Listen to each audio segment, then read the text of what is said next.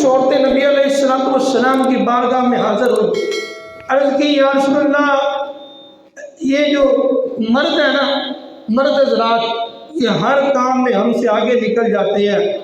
مطلب ان کا یہ تھا کہ دین میں جب عورتوں کے خاص ایام ہوتے ہیں تو کہتی کہ نماز کا معاملہ ہو تو پھر بھی وہ آگے نکل جاتے ہیں، ہمارے وہ دنوں میں ہم قرآن کو بھی ہاتھ نہیں لگا سکتی، قرآن کو چومنے میں، قرآن کو چھونے میں، قرآن کو پکڑنے میں، قرآن کی برکتیں حاصل کرنے میں بھی وہ آگے ہوتے ہیں، نفلی روزے رکھنے میں بھی وہ آگے ہوتے ہیں، اور پھر مرد ایک ہو عورتیں دو ہو دعائی برابر ہے۔ یا رسول اللہ یہ کیا، ہمیں معاشرے میں، اسلام میں ہمیں عزت کم کیوں دی جاتی ہے؟ نبی علیہ السلام مسکرا پڑے۔ حضرت ابو حریرہ رضی اللہ تعالیٰ عنہ کہتے ہیں کہ نبی علیہ السلام مسکرائے، فرمایا بیٹھ جاؤ، بٹھا لیا۔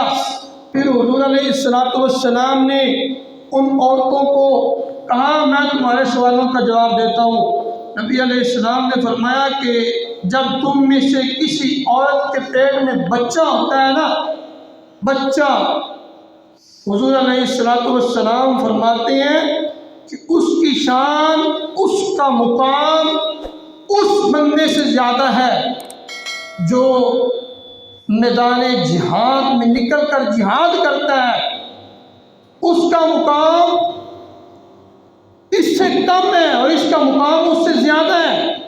پھر نبی علیہ السلام نے فرمایا جب عورت بچہ جنتی ہے، پیدا کرتے وقت جو وہ تکلیف برداشت کرتی ہے، نبی علیہ السلام نے فرمایا اللہ پاک اس عورت کو ایک شہید کا درجہ عطا فرماتا ہے۔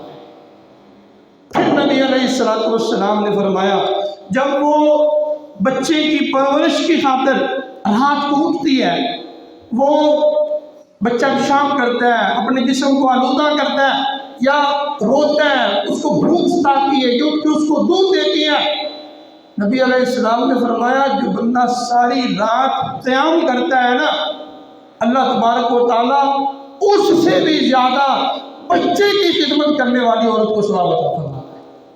اتنی شان، اتنا مقام عورت کو عطا فرما دیا۔ حضرت حلیمہ سعدیہ جو نبی علیہ السلام کی پرورش جنہوں نے کی، حالانکہ کچھ بھی نہ دیا ہوگا، کچھ تو دیا ہوگا نا، جب وہ پالنے کے لیے لے گئی تھی کچھ تو دیا ہوگا، اس کے باوجود اب آپ دیکھیں نا معاشرے میں جو آیا ہے، جو نرس ہے، جو دائیا ہے، اس کی کیا عزت خاص نہیں۔ لیکن حضرت ابو ہریرہ کہتے ہیں کہ جب نبی علیہ السلام مسجد نبوی میں تشریف فرما ہوتے، اوپر سے اماں حلیمہ آ جاتی، نبی علیہ السلام اٹھ کر تیز تیز چل کر مسجد کے پاس باہر آتے، اپنی چادر پہ بچھا دیتے اور ان کو اوپر بٹھا دیتے، اور پاس تشہد کی شکل میں اتنے ادب سے بیٹھتے کہ ہمیں حیران ہو جاتے۔ حالانکہ وہ سگی ماں نہیں، پرورش کرنے والی ہے، لیکن اس کے باوجود حضور علیہ السلام نے انہیں عزت دی، انہیں مقام دیا، انہیں مرتبہ عطا کیا۔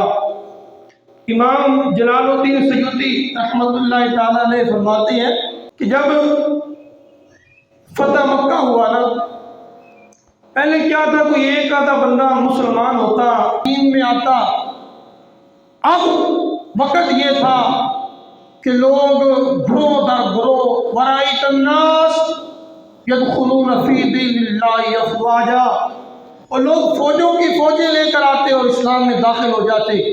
ایک دن نبی علیہ السلام نماز پڑھانے کے لیے تشریف لائے، مسجد میں کہتے 10,000 کے قریب لوگ موجود تھے۔ نبی علیہ السلام تشریف لائے تو سارے لوگ اٹھ کر کھڑے ہو گئے نبی علیہ السلام کے استقبال میں۔ حضور علیہ السلام اتنے روئے کہ حضرت ابو ہریرہ رضی اللہ تعالیٰ عنہ کہتے ہیں کہ آپ کے سینے سے آواز نکلتی تھی، بہت زیادہ روئے نا، بہت زیادہ کوئی روئے۔ تو جب وہ سسکیاں لیتا ہے، جب وہ اونچی اونچی روتا ہے تو اس کے سینے سے بھی رونے کی آواز آتی ہے، اتنا روئے۔ حضرت ابو ہریرہ رضی اللہ تعالیٰ عنہ کہتے ہیں کہ نبی علیہ السلام نے نماز پڑھائی، نماز پڑھانے کے بعد حضرت سیدنا ابوبکر صدیق رضی اللہ تعالیٰ عنہ حضور علیہ السلام کے قریب گئے، عرض کی یا رسول اللہ صلی اللہ علیہ وآلہ وسلم، جناب آپ اتنا کیوں روئے ہیں؟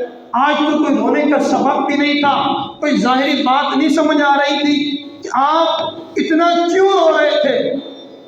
میرے نبی علیہ السلام نے فرمایا، ایک وہ دور تھا جب پھٹے ہوئے کپڑے تھے اور روٹیوں کے سوکھے ٹکڑے ہوئے کرتے تھے کھانے کے لیے۔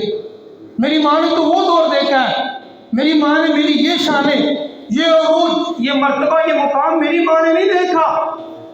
کہتے کاش میری ماں زندہ ہوتی، میں گھر سے نماز پڑھانے کے لیے تشریف لاتا، میں فاتحہ پڑھتا، نماز پڑھاتا، میری ماں تھوڑا سا پردہ سے ہٹا کے مجھے آواز دیتی، بیٹا محمد، میں نماز چھوڑ کر اپنی ماں کی بات سنتا، اپنی ماں کی بارگاہ میں حاضر ہو جاتا، اپنی ماں کی بات سنتا۔ آج کاش میری ماں زندہ ہوتی، میری ماں مجھے بلاتی۔